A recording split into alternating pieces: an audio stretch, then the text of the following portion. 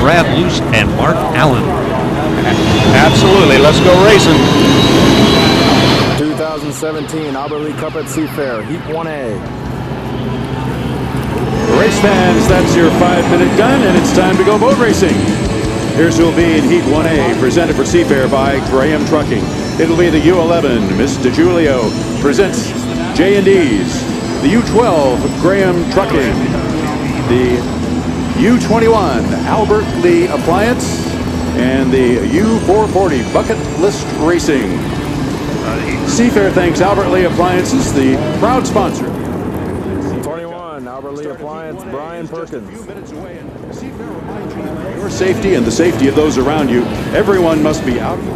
The 11, J&D's Hydraulics, Miss DiGiulio, Tom Thompson. Heat 1A is presented for Seafair by Graham Trucking. Brad Luce, we've got boats on the race course screaming up the backstretch. A couple of them side by side. Yep, we are 12, expecting Graham Trucking, J. Michael Kelly. 440 Bucket List Racing, Dustin Eccles. Thompson, J. Michael Kelly, Brian Perkins, and Dustin Eccles coming down the front straightaway here, the first boat, and we talked about cutting the race course. There's the first example of it. And the second example was J. Michael Kelly came through from the back stretch to the front stretch. We saw him do that in testing this morning. So we'll see how his start procedure, and he's going through Make a Donut here in the south end of the race course. So reminding our fans, this is what Mark and I talked about. This is a timed start, and we've seen the boats cut the race course already from back to front and from front to back. We've seen them both do it. Now Brian Perkins is going to cut the course again as we are 3 minutes away from the start of our Heat 1A. Even Dustin Eccles is going to get into the act, and he's going to cut the race course from the back to the front. So apparently Mark Allen, everybody agrees this timing sequence is worth fighting for, and you got to be in the right spot at the right time. Well, this is the race before the race, and it will determine who will get the inside lane, shortest way around the race course. Still boats pretty well strung out. Brian Perkins just coming into the south turn. J. Michael Kelly about halfway down the front straightaway, almost to the start-finish line. You've got Tom Thompson is shadowing him, and Dustin Eccles up at the upper end of the race course. And about another 45 seconds or a minute, they're all going to start to converge, and somebody's going to get that inside lane. And I think the other piece to the puzzle that we need to touch is Tom Thompson cuts the race course off down here at the south end. J. Michael Kelly instead will go all the way around it. The other box you have to check, and we need to talk about, is you cannot drop below 80 miles an hour anytime from the time you come out of the pit area to the time you hit the start-finish line. You cannot drop below 80 miles an hour. Now that is tough to assimilate what that is, but as we see J. Michael Kelly going up the backstretch, typically if your little rooster tail is about as high as the vertical wing, or excuse me, the horizontal wing across the back, that's a pretty good indication. Yeah, that will give you your 80 miles an hour. You drop below that, then you get a warning. But the second time you do it, then you are getting a penalty, and nobody wants to do that. So Brian Perkins now comes down the front straightaway, and he is just about at 80 miles an hour. Full song through the north. The short course north is J. Michael Kelly. Now he will slow it down. Right now, Brad, as they come to the south turn, you've got Brian Perkins in the inside lane. You've got Tom Thompson in 2 and J. Michael Kelly in 3. You'll have Dustin Eccles on the outside as they're down to 1 minute and 6 seconds. And I thought J. Michael Kelly might take a run across the infield and jump over there in front of Brian Perkins, but he did not. So they have all come through the lower corner. We are inside 1 minute. We are at 50 seconds. 50 seconds to our start. Perkins halfway up the backstretch. Here comes Thompson behind him. Brian Perkins sitting in lane 1. Mark, this could be fun. I think he's going to have lane 1. They're halfway up the backstretch. Nobody's going to catch him to go inside of him. They can't leapfrog at this point. There's just not enough room. So they're coming to the north turn with 33 seconds to go before the start of Heat 1A, presented for Seafair by Graham Trucking. Brian Perkins at the entrance pin. Next to him will be Tom Thompson in the DiGiulio presents J&D's. And it'll be J. Michael Kelly. Now he comes with the full head of steam. We saw this in the final heat in Tri-Cities at the Hapo Columbia Cup last weekend.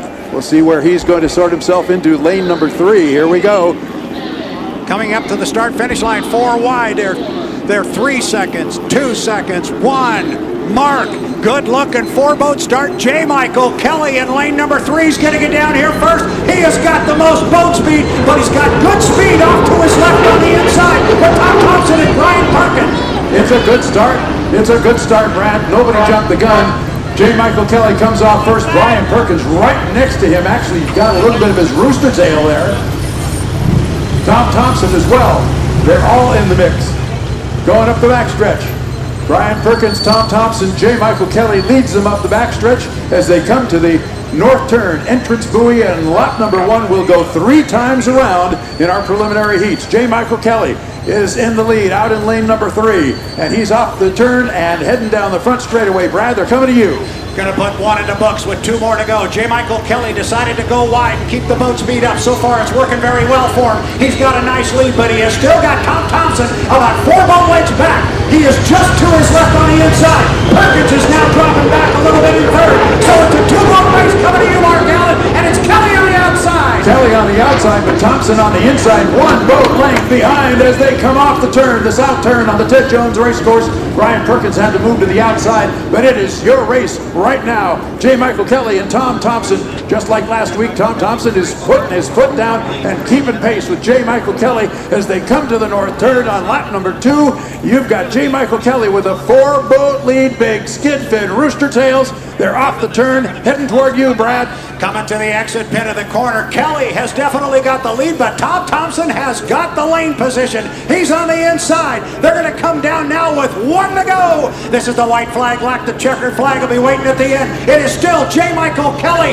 What's his lead right now? It's about 3, maybe 3.5 boat lengths. Now he's closing it up. Thompson is going to be right with him, Mark, as they get to the exit pin. They're at the apex of the south turn right now, 1 boat length lead. Tom Thompson is keeping up with J. Michael Kelly and shortening up that lead just a little bit. A third of the way up the backstretch. It's Kelly on the outside, Tom Thompson on the inside. The Graham Trucking and the DeJulios presents J&Ds. They're coming to the north turn for the last time around. Thompson's got the inside lane. He's only about 3 boat lengths behind. They're off the turn in about 3 seconds, Brad. It's a drag race, and they're coming to you. Boy, this is really going to be close because Thompson made up time up in the north turn. They're coming down. A checkered flag is waiting, and it is going to be J. Michael Kelly. From my angle, it is Kelly, but it was really, I don't know.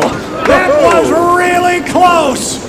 Whoa. Really close. We're on the radio. We'll get the official finish here as soon as it comes across.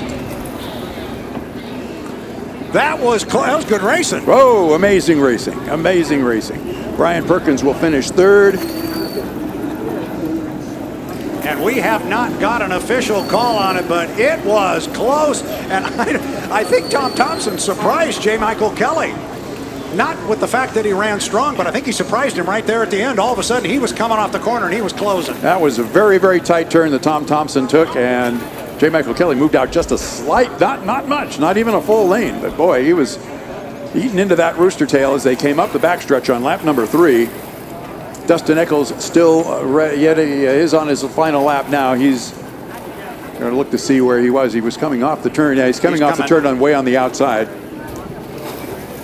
And the win is going to go to J. Michael Kelly in the U12, the Graham Trucking. So, Mark, he got him, but he didn't get him by very much. And if you like that, we've got lots more of that kind of racing coming your way the rest of the weekend. And kudos right here to Dustin Eccles as he comes down in the U440 bucket list racing. He will pick up 4th place points. That is 169 points. And what we're doing here, it's all about accumulating points through all these preliminaries. You win the first heat, you get 400 points. Second place, you get 300. Third place will get you 225. A 169, get 169 points for 4th place. And after we run 3 complete sets of preliminaries with a blind draw between each one, we'll add up all the points. Top 6 qualifiers will come out and run a 5-lap winner-take-all final. Mark, I'm ready to do this again. That was fun. We're going to do this again in 8 minutes and 16 seconds. Well, I'm going to set my watch off yours. We are inside the count for Heat 1B. Albert Lee Appliance Seafair Cup for Seafair Weekend. Heat 1B coming up very, very soon. We are at 8 minutes before the start, 3 minutes until we'll see Our Heat 1B hydroplanes out on the race course. You'll have Jimmy Shane in the Miss Home Street, the U1. You'll have the U9 Les Schwab tires with Andrew Tate, our defending Albert Lee Appliance Seafair Cup champion from 2016. The U16 Oh Boy Oberto with J.W. Myers, and the 99.9 car. You guys read me? Powered by Miss Rock, Yes. driven by Greg Hopp. Those are the 4 boats that have been drawn into Heat 1B. And we say drawn into, Brad, they do a blind draw. It's actually a bucket. It's got ping pong balls in it. There's a number on each one of those that corresponds to the number of the boat. Just draw them out randomly, and that's who gets assigned to these various heats.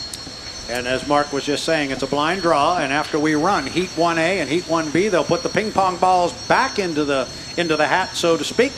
They will find some person here in the pit area, a dignitary maybe, sometimes just a fan, and they will have them draw the ping pong balls out one at a time, and we find out who races against who in the next set of heats, and that's where you get the commentary. And this is the level I'm going to talk about right about here. 6 minutes and 50 seconds before the start of Heat 1B. Sounds good. And so we'll remind everybody, you got to stay out of the water, please.